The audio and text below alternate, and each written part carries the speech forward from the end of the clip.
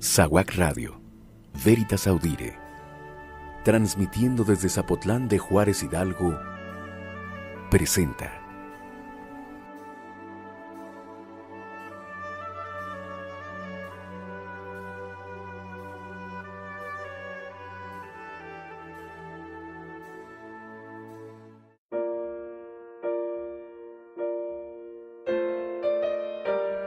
Ellos vivieron el Evangelio.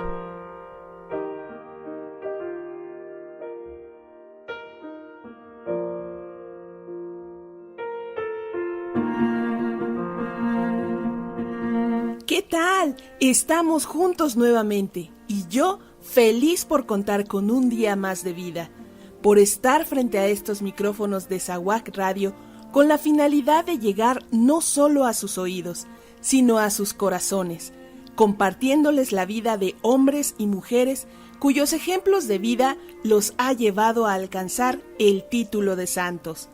Feliz por comenzar el mes de diciembre y con él iniciar el Adviento, la espera, por el nacimiento de nuestro hermano Jesús, el mayor ejemplo de vida que Dios nos pudo enviar.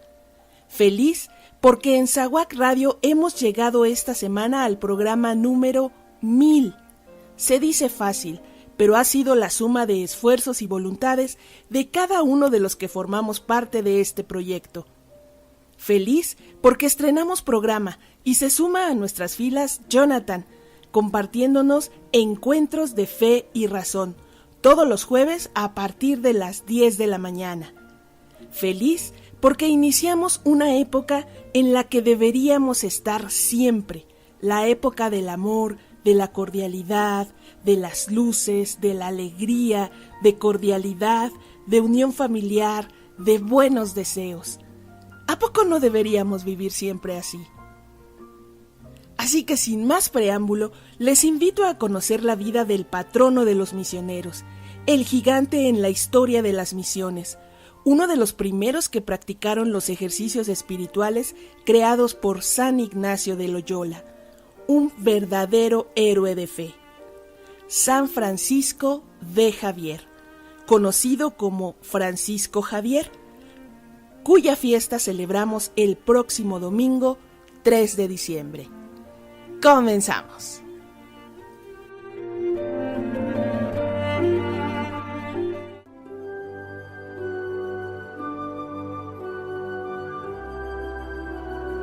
Estás escuchando SAWAC Radio, Veritas Audire, transmitiendo desde el municipio de Zapotlán de Juárez Hidalgo.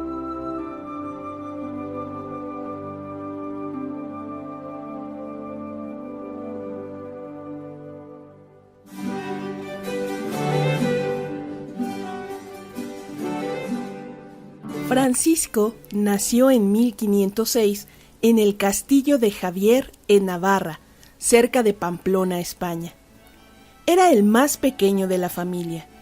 A los 18 años fue a estudiar a la Universidad de París en el Colegio de Santa Bárbara, donde en 1528 obtuvo el grado de licenciado. Dios estaba preparando grandes cosas, por lo que dispuso que Francisco tuviese como compañero de la pensión a Pedro Fabro, que sería como él jesuita y luego beato. También, providencialmente, conoció a un extraño estudiante llamado Ignacio de Loyola, ya bastante mayor que sus compañeros. Al principio, Francisco rehusó la influencia de Ignacio, el cual le repetía la frase de Jesucristo: ¿de qué le sirve a un hombre ganar el mundo entero si se pierde a sí mismo? Este pensamiento al principio le parecía fastidioso y contrario a sus aspiraciones, pero poco a poco fue calando y retando su orgullo y vanidad. Por fin, San Ignacio logró que Francisco se apartara un tiempo para hacer un retiro especial que el mismo Ignacio había desarrollado, basado en su propia lucha por la santidad. Se trata de los ejercicios espirituales. Francisco fue guiado por Ignacio en aquellos días de profundo combate espiritual y quedó profundamente transformado por la gracia de Dios. Comprendió las palabras que Ignacio le decía: Un corazón tan grande y un alma tan noble no pueden contentarse con los efímeros honores terrenos. Tu ambición debe ser la gloria que dura eternamente. Llegó a ser uno de los 7 primeros seguidores de San Ignacio, fundador de los jesuitas, consagrándose al servicio de Dios en Montmartre en 1534. Hicieron voto de absoluta pobreza y resolvieron ir a Tierra Santa para comenzar desde allí su obra misionera, poniéndose en todo caso a la total dependencia del Papa. Junto con ellos recibió la ordenación sacerdotal en Venecia 3 años más tarde, y con ellos compartió las vicisitudes de la naciente compañía. Abandonado el proyecto de Tierra Santa, emprendieron camino hacia Roma, en donde Francisco colaboró con Ignacio en la redacción de las constituciones de la Compañía de Jesús. Para el año 1540, San Ignacio envió a Francisco y a Simón Rodríguez a la India en la primera expedición misional de la Compañía de Jesús. Para embarcarse, Francisco llegó a Lisboa hacia fines de junio. Inmediatamente fue a reunirse con el padre Rodríguez, quien se ocupaba de asistir a los enfermos en el hospital donde vivía. Francisco se hospedó también ahí y ambos solían salir a catequizar en la ciudad. Pasaban los domingos oyendo confesiones en la corte, pues el rey Juan III los tenía en gran estima. Esa fue la razón por la que el padre Rodríguez tuvo que quedarse en Lisboa. También Francisco de Javier se vio obligado a permanecer ahí 8 meses, y fue por entonces cuando escribió a San Ignacio: «El rey no está todavía decidido a enviarnos a la India, porque piensa que aquí podremos servir al Señor tan eficazmente como allí». Pero Dios tenía otros planes, y Francisco de Javier partió hacia las misiones el 7 de abril de 1541, cuando tenía 35 años.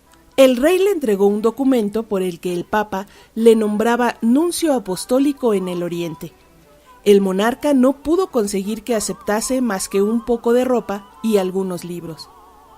Tampoco quiso Francisco de Javier llevar consigo a ningún criado, alegando que la mejor manera de alcanzar la verdadera dignidad es lavar los propios vestidos sin que nadie lo sepa. Con él partieron a la India el padre Pablo de Camerino, que era italiano, y Francisco Manchilas, un portugués que aún no había recibido las órdenes sagradas. En una afectuosa carta de despedida que el santo escribió a San Ignacio, le decía a propósito de este último, que poseía un bagaje de celo, virtud y sencillez más que de ciencia extraordinaria. Otros 4 navíos completaban la flota. En el barco viajaba el gobernador de la India, don Martín Alonso Sousa, y además de la tripulación había pasajeros, soldados, esclavos y convictos. Entre la tripulación y entre los pasajeros había gente de toda clase, y Francisco de Javier tuvo que mediar las reyertas, combatir la blasfemia, el juego y otros desórdenes. Los domingos predicaba al pie del palo mayor, convirtió su camarote en enfermería y se dedicó a cuidar a todos los enfermos, a pesar de que al principio del viaje los mareos le hicieron sufrir mucho a él también. Pronto se desató a bordo una epidemia de escorbuto y solo los misioneros se encargaban del cuidado de los enfermos. La expedición navegó meses para alcanzar el Cabo de Buena Esperanza en el extremo sur del continente africano, y al llegar a Mozambique se detuvo durante el invierno. Después siguió por la costa este de África Oriental y se detuvo en Malindi y en Socotra. Por fin, la expedición llegó a Goa el 6 de mayo de 1542. Goa, situada en la India, era colonia portuguesa desde 1510. Había ahí un número considerable de cristianos, con obispo, clero y varias iglesias. Pero muchos portugueses se habían dejado arrastrar por la ambición y los vicios, y muchos abandonaban la fe. Los sacramentos habían caído en desuso. Se usaba el rosario para contar el número de azotes que mandaban dar a los esclavos. La escandalosa conducta de los cristianos alejaba de la fe a los indígenas. Esto fue un reto para San Francisco de Javier. El misionero comenzó a instruir a los portugueses en los principios de la religión y a formar a los jóvenes en la práctica de la virtud. Después de pasar la mañana en asistir y consolar a los enfermos y a los presos en hospitales y prisiones miserables, recorría las calles tocando una campanita para llamar a los niños y a los esclavos al catecismo. Estos acudían en gran cantidad y el santo les enseñaba el credo, las oraciones y la práctica de la vida cristiana. Todos los domingos celebraba la misa a los leprosos, predicaba a los cristianos y a los hindúes y visitaba sus casas. Su amabilidad y su caridad con el prójimo le ganaron muchas almas. Uno de los pecados más comunes era el concubinato de los portugueses con las mujeres del país. De Javier predicó la moralidad cristiana, demostrando que no contradecía ni al sentido común ni a los instintos verdaderamente humanos. Para instruir a los pequeños y a los ignorantes, el santo solía adaptar las verdades del cristianismo a la música popular, un método que tuvo tal éxito que poco después toda Goa cantaban las canciones que él había compuesto. 5 meses más tarde, se enteró Francisco de Javier de que en las costas de la pesquería, que se extienden frente a Ceilán desde el cabo de Comorín hasta la isla de Manar, habitaba la tribu de los Párabas. Estos habían aceptado el bautismo para obtener la protección de los portugueses contra los árabes y otros enemigos, pero por falta de instrucción conservaban aún las supersticiones del paganismo. Francisco partió en auxilio de esa tribu que solo sabía que era cristiana y nada más. El santo hizo 3 veces aquel viaje peligroso, bajo el calor del sur de Asia. A pesar de la dificultad, aprendió el idioma nativo y se dedicó a instruir y a confirmar a los ya bautizados. Los párabas, que hasta entonces no conocían siquiera el nombre de Cristo, recibieron el bautismo en grandes multitudes. A este propósito, Javier informaba a sus hermanos de Europa que a veces tenía los brazos tan fatigados por administrar el bautismo que apenas podía moverlos. Los generosos párabas, que eran de casta baja, dieron a Javier una acogida muy calurosa, en tanto que los brahmanes de clase alta recibieron al santo con una gran frialdad, y su éxito con ellos fue tan reducido que tras 1 año solo había logrado convertir a un brahmán. Por su parte, Francisco de Javier se adaptó plenamente al pueblo con el que vivía. Con los pobres comía arroz y dormía en el suelo de una choza.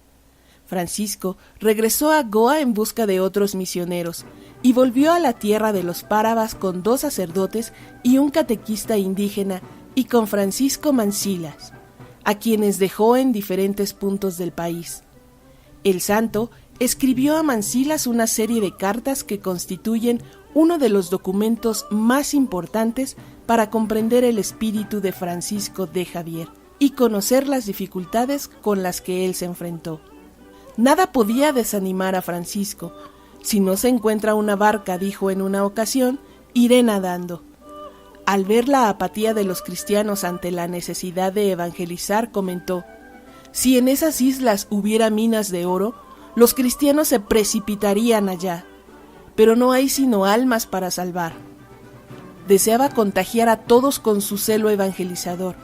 El sufrimiento de los nativos a mano de los paganos y los portugueses se convirtió en lo que él describía como una espina que llevo constantemente en el corazón. En cierta ocasión fue raptado un indio esclavo y el santo escribió: ¿les gustaría a los portugueses que uno de los indios se llevase por la fuerza a un portugués al interior del país? Los indios tienen idénticos sentimientos que los portugueses. Poco tiempo después, San Francisco de Javier extendió sus actividades a Travancore. Algunos autores han exagerado el éxito que tuvo ahí, pero es cierto que fue acogido con gran regocijo en todas las poblaciones y que bautizó a muchos habitantes. Enseguida escribió al padre Mancilas que fuese a organizar la iglesia entre los nuevos convertidos. En su tarea solía valerse el santo de los niños, a quienes divertía mucho repetir a otros lo que acababan de aprender de labios del misionero. Los Badagas del norte cayeron sobre los cristianos de Comoín y Tuticorín, destrozaron las poblaciones, asesinaron a varios y se llevaron a otros muchos como esclavos. Esto entorpeció la obra misional del santo. Según se cuenta, en cierta ocasión salió solo de Javier al encuentro del enemigo, con el crucifijo en la mano, y le obligó a detenerse. Por otra parte, también los portugueses entorpecían la evangelización. Así, el comandante de la región estaba en tratos secretos con los Badagas. A pesar de ello, cuando el propio comandante tuvo que salir huyendo, perseguido por los Badagas, San Francisco de Javier escribió inmediatamente al padre Mancilas: «Le suplico por el amor de Dios que vaya a prestarle auxilio sin demora. De no haber sido por los esfuerzos infatigables del santo, los Badagas hubieran exterminado a los Párabas. Hay que decir en honor de esa tribu que su firmeza en la fe resistió a todos los embates». El reyezuelo de Jaffna, en Ceilán del Norte, al enterarse de los progresos que había hecho el cristianismo en Manar, mandó asesinar ahí a 600 cristianos. El gobernador Martín de Sousa organizó una expedición punitiva que debía partir de Negatapam. San Francisco de Javier se dirigió a este sitio, pero la expedición no llegó a partir, de suerte que el santo decidió emprender una peregrinación a pie al santuario del apóstol Santo Tomás en Milapur, donde había una reducida colonia portuguesa a la que podían prestar sus servicios. Se cuentan muchas maravillas de los viajes de San Francisco de Javier, además de la conversión de numerosos pecadores públicos europeos a los que se ganaba con su exquisita cortesía. Se le atribuyen también muchos otros milagros.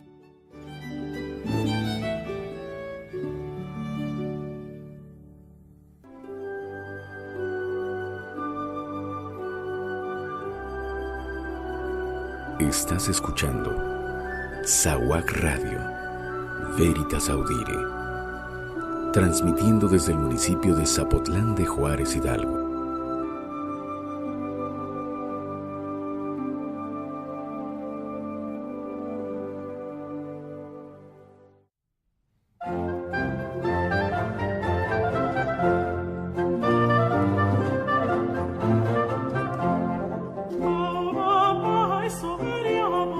En el año 1545, el santo escribió una carta de protesta al rey desde Cochín, en donde hablaba del peligro en que estaban los neófitos de volver al paganismo.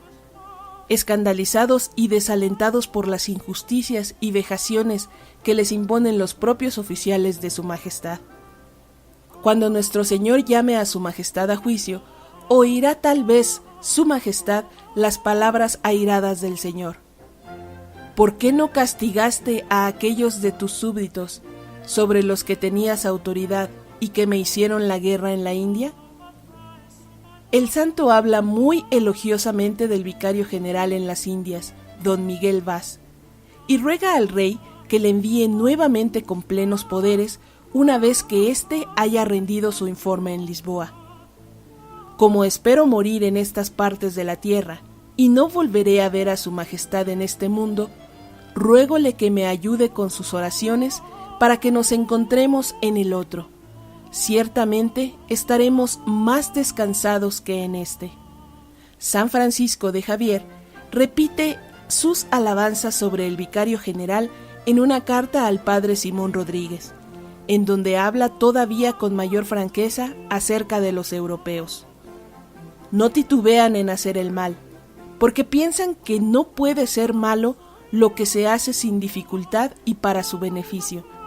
Estoy aterrado ante el número de inflexiones nuevas que se dan aquí a la conjugación del verbo robar. En la primavera de 1545, San Francisco de Javier partió para Malaca, donde pasó 4 meses.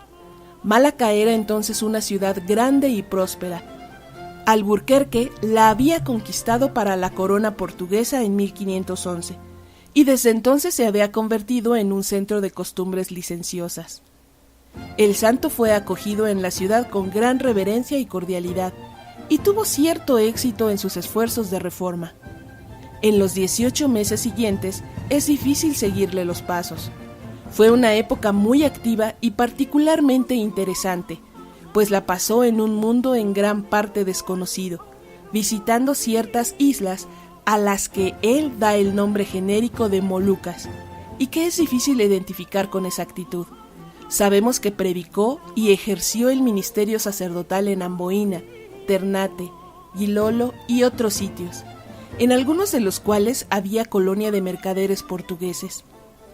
Aunque sufrió mucho en aquella misión, escribió a San Ignacio: «Los peligros a los que me encuentro expuesto y los trabajos que emprendo por Dios son primavera de gozo espiritual. Estas islas son el sitio del mundo en que el hombre puede más fácilmente perder la vista de tanto llorar, pero se trata de lágrimas de alegría.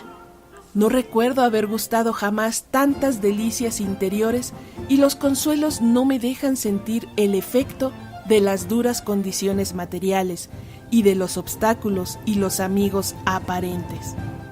De vuelta a Malaca, el santo pasó ahí otros 4 meses predicando, y entonces oyó hablar del Japón a unos mercaderes portugueses y conoció a Anjiro, un fugitivo de Japón.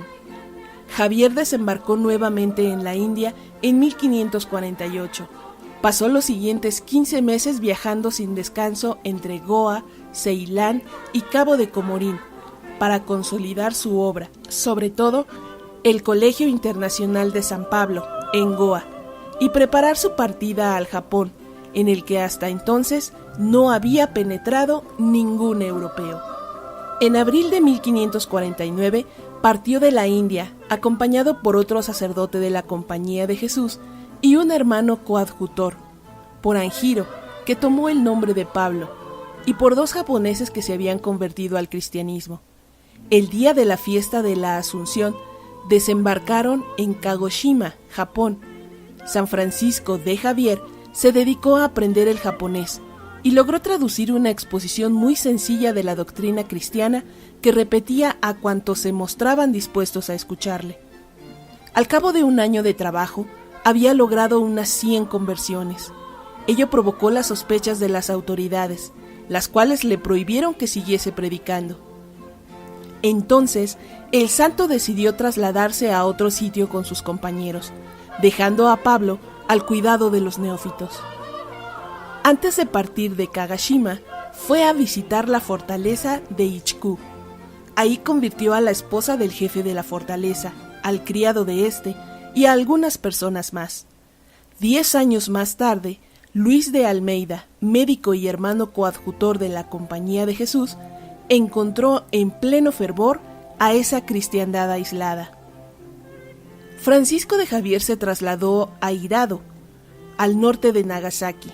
El gobernador de la ciudad acogió bien a los misioneros y en unas cuantas semanas pudieron hacer más de lo que habían hecho en Kagoshima en un año.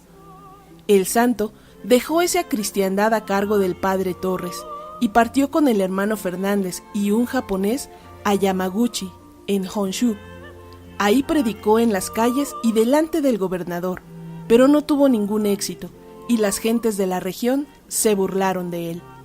De Javier quería ir a Miyako, en Kioto, que era entonces la principal ciudad de Japón. Después de un mes en Yamaguchi, donde apenas cosechó algo más que afrentas, prosiguió el viaje con sus 2 compañeros. Era diciembre, y las lluvias, la nieve y los abruptos caminos hicieron el viaje muy penoso. En febrero llegaron a Miyako.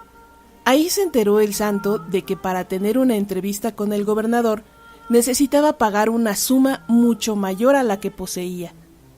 Por otra parte, como una guerra civil hacía estragos en la ciudad, de Javier comprendió que por el momento no podía hacer ningún bien ahí, y volvió a Yamaguchi 15 días después. Viendo que la pobreza de su persona se convertía en un obstáculo para llegar al gobernador, se vistió con gran pompa y fue al gobernador escoltado por sus compañeros, con toda la regalía de su título de embajador de Portugal. Le entregó las cartas que le habían dado para el caso las autoridades de la India, y le regaló una caja de música, un reloj y unos anteojos, entre otras cosas. El gobernador quedó encantado con esos regalos. Dio al santo permiso de predicar y le cedió un antiguo templo budista para que se alojase mientras estuviese ahí. Habiendo obtenido así la protección oficial, Francisco de Javier predicó con gran éxito y bautizó a muchas personas. Habiéndose enterado de que un navío portugués había atracado en Funai, el santo partió para allá y resolvió partir en ese barco a visitar sus comunidades cristianas en la India antes de hacer el deseado viaje a China. Los cristianos del Japón, que eran ya unos 2000, quedaron al cuidado del padre Cosme de Torres y del hermano Fernández. A pesar de las dificultades que sufrió, de Javier opinaba que no hay entre los infieles ningún otro pueblo más bien dotado que el japonés. La cristiandad había prosperado en la India durante la ausencia de Javier, pero también se habían multiplicado las dificultades y los abusos, tanto entre los misioneros como entre las autoridades portuguesas, y todo ello necesitaba urgentemente la atención del santo. Francisco emprendió la tarea con tanta caridad como firmeza. El 25 de abril de 1552 se embarcó nuevamente, llevando por compañeros a un sacerdote y un estudiante jesuita, un criado indio y un joven chino. En Malaca, el santo fue recibido por Diego Pereira, a quien el virrey de la India había nombrado embajador ante la corte de China. San Francisco de Javier tuvo que hablar en Malaca sobre dicha embajada con don Álvaro de Ataide, hijo de Vasco de Gama, que era el jefe de la marina en la región. Como Álvaro de Ataide era enemigo personal de Diego Pereira, se negó a dejar partir a Pereira y a Javier, tanto en calidad de embajador como de comerciante. Ataide no se dejó convencer por los argumentos de Javier, ni siquiera cuando éste le mostró el documento por el que había sido nombrado nuncio apostólico. Por el hecho de oponer obstáculos a un nuncio pontificio, Ataide incurría en excomunión, y finalmente Ataide permitió que de Javier partiese a China. El santo envió al Japón al sacerdote jesuita y solo conservó a su lado al joven chino que se llamaba Antonio. Con su ayuda, esperaba poder introducirse furtivamente en China, que hasta entonces había sido inaccesible a los extranjeros. A fines de agosto de 1552, la expedición llegó a la isla desierta de Sanxian, que dista a unos 20 kilómetros de la costa y está situada a 100 kilómetros al sur de Hong Kong. Francisco de Javier escribió desde ahí varias cartas. Una de ellas iba dirigida a Pereira, a quien el santo decía: «Si hay alguien que merezca que Dios le premie en esta empresa, es usted, y a usted se deberá su éxito». Enseguida describía las medidas que había tomado. Con mucha dificultad y pagando generosamente, había conseguido que un mercader chino se comprometiese a desembarcarle de noche en Cantón. En tanto que llegaba la ocasión, Javier cayó enfermo. Como solo quedaba uno de los navíos portugueses, el santo se encontró en la miseria. En su última carta escribió: «Hace mucho tiempo que no tenía tan pocas ganas de vivir como ahora». El mercader chino no volvió a presentarse. El 21 de noviembre, el santo se vio atacado por una fiebre y se refugió en el navío. Pero el movimiento del mar le hizo daño, de suerte que al día siguiente pidió que le transportasen de nuevo a tierra. En el navío predominaban los hombres de don Álvaro de Ataide, los cuales, temiendo ofender a éste, dejaron a Javier en la playa, expuesto al terrible viento del norte. Un compasivo comerciante portugués lo condujo a su cabaña, tan maltrecha que el viento se colaba por las rendijas. Ahí estuvo San Francisco de Javier, Consumido por la fiebre, sus amigos le hicieron algunas sangrías sin éxito alguno. Entre los espasmos del delirio, el santo oraba constantemente. Poco a poco se fue debilitando. El sábado 3 de diciembre, según escribió Antonio, viendo que estaba moribundo, le puse la mano en un cirio encendido. Poco después entregó el alma a su Creador y Señor con gran paz y reposo, pronunciando el nombre de Jesús. San Francisco de Javier tenía entonces 46 años y había pasado 11 de ellos en el Oriente. Fue sepultado el domingo por la tarde. Al entierro asistieron Antonio, un portugués y 2 esclavos. El cuerpo se conserva incorrupto.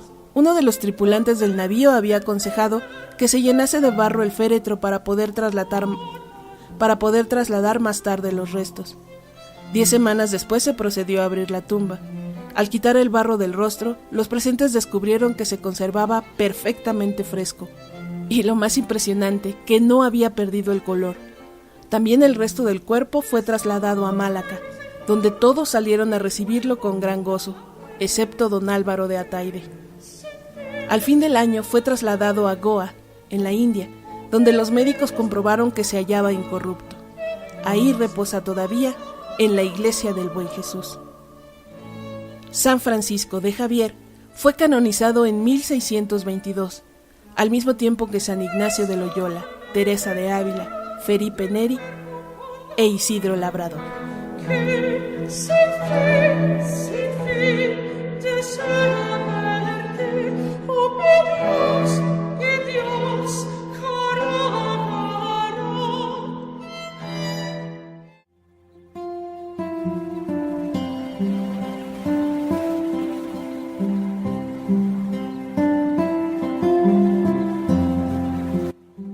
Dios nuestro, que por medio de la predicación de San Francisco Javier, quisiste iluminar con tu evangelio a los pueblos de Oriente.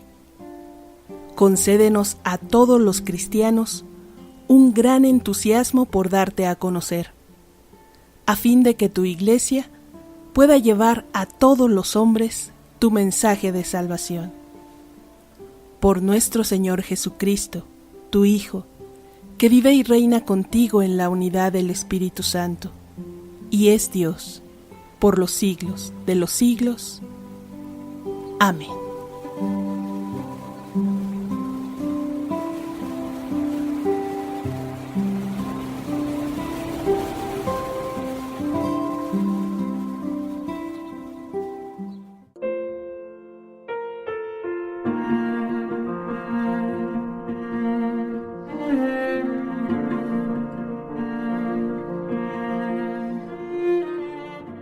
¿Qué les ha parecido la vida de Francisco de Javier, mejor conocido como San Francisco Javier, misionero por naturaleza, que demostró que sí se puede evangelizar en tierras muy lejanas y que la falta de Dios en muchas personas nos lleva a perder lo más valioso, nuestra libertad?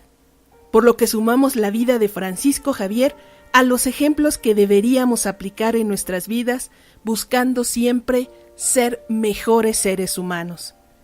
Recuerden que SAWAC Radio está por cumplir 2 años al aire, así que estamos preparando muchas sorpresas en agradecimiento a cada uno de ustedes por creer y apoyar este proyecto. Por lo pronto, les esperamos el 22 de diciembre en el ensamble de coros, en la Iglesia de la Inmaculada Concepción, en Zapotlán de Juárez, Hidalgo.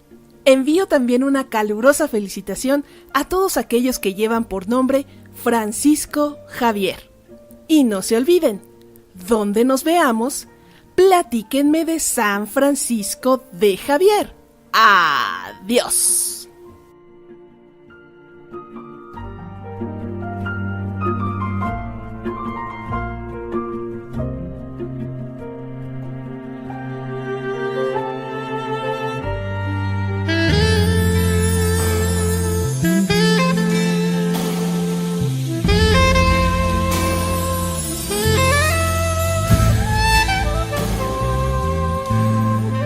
Cuando es el ocaso en el mundo y parece que los sueños se hunden en el mar.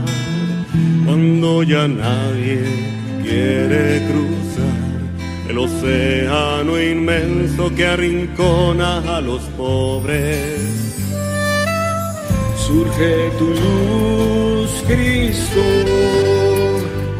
y me envía y me lanza, y no hay límites para hacer de tu promesa mi misión. Con Cristo en el corazón y el corazón en el horizonte, no hay fronteras, no hay confines, solo Dios mi esperanza.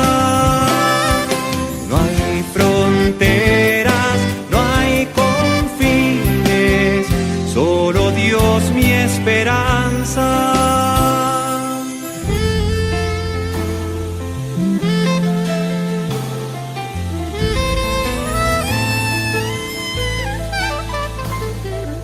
Aunque yo lo ganara todo,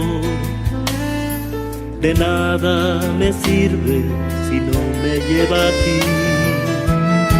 No me detengan los vientos ni las tempestades del rumbo que nos lleva a la vida. En la pupila del que sufre miro lo que haces por el mundo y se ensanchan mis sueños y mi alma se embarca con Cristo en el corazón y el corazón en el horizonte. No hay fronteras, no hay confines, solo Dios mi esperanza. No hay fronteras, no hay confines, solo Dios mi esperanza.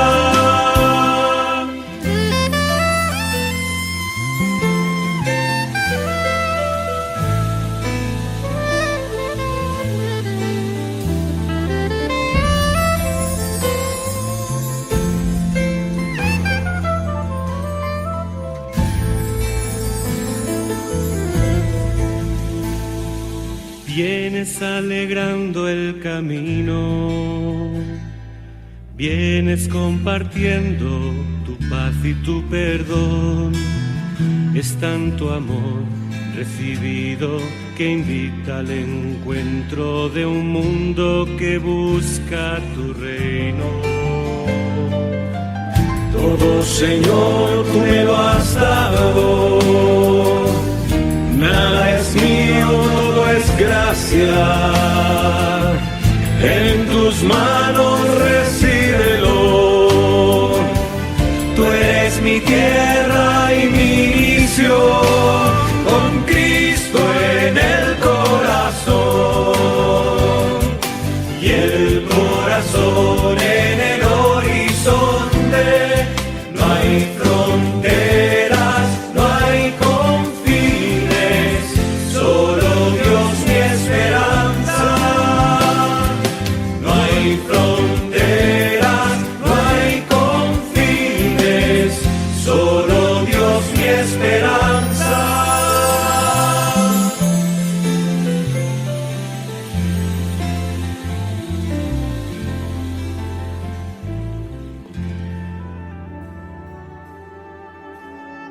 SAWAC Radio, Veritas Audire, transmitiendo desde Zapotlán de Juárez Hidalgo, presentó